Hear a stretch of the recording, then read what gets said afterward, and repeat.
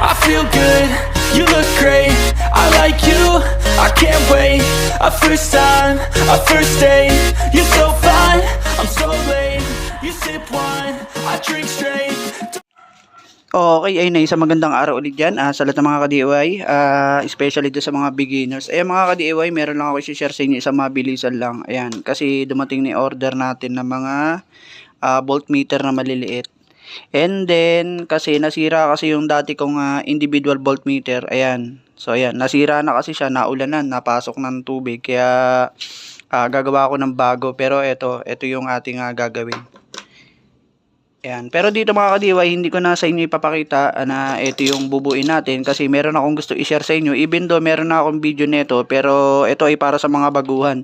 Kasi yung mga video naman natin, di naman napapanood lahat yan eh. Kaya ito i-share ko. Ano ba ang dapat natin gawin kapag bumili tayo ng mga voltmeter? Yan. Kasi dito kasi, ang napansin ko dito, hindi kasi tawag natin dito, hindi na kakalibrate maayos yung mga bolt neto mga ka-DIY. So papakita ko sa inyo kung anong dapat gawin dyan, okay? Ayan, eto nga mga ka-DIY, na-order natin. 5 kasi siya, pero nung tinester ko nga, medyo magkakalayo yung kasi yung voltage niya. So tingnan natin tong isa na to. Ito ay, yan, meron siyang 12.6. Yan, 12.6, 12.7, yan. Tapos etong isa ay meron siyang layo, 12.1. Tapos dito itong isa ay yan, 12.3. So ibig sabihin magkakalayo kasi yung kanilang voltage. Kaya ang dapat natin gawin diyan, kukuha tayo talaga ng tester. Yan, tignan natin sa tester muna kung ano talaga yung actual na voltage nito. So, tignan natin.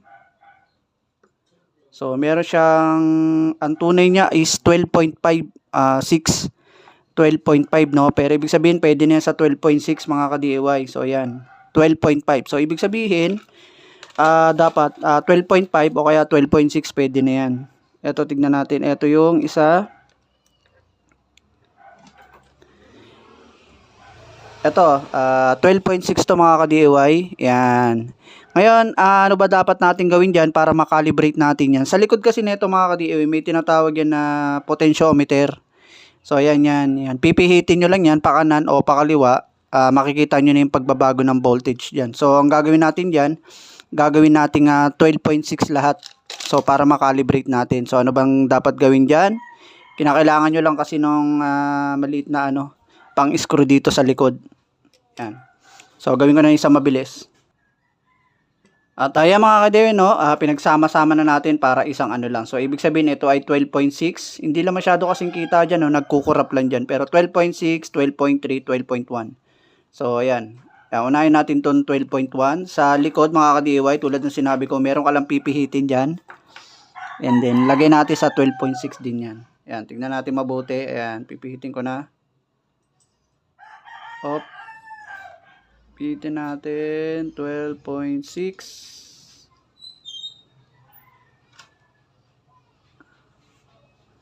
Ayan mga ka-DIY, 12.6 na siya. Ayan.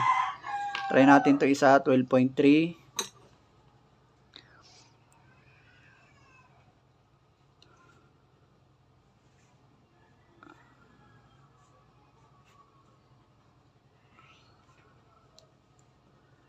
At ayan mga ka-DIY. So, lahat na sila ay 12.6. So, nakakalibrate na natin yung kanyang voltmeter, no. So, ayun, hanggang doon na lang mga ka-DIY. Isang mabilisan lang. So, ganun lang yung pagkakalibrate kapag yung voltmeter natin hindi tama yung reading. At meron kasing mga voltmeter, hindi ko alam kung may potentiometer yung iba. Pero yung iba na may potentiometer, pwede nyo magawa yan. At yan, hanggang dyan na lang. Thank you, thank you.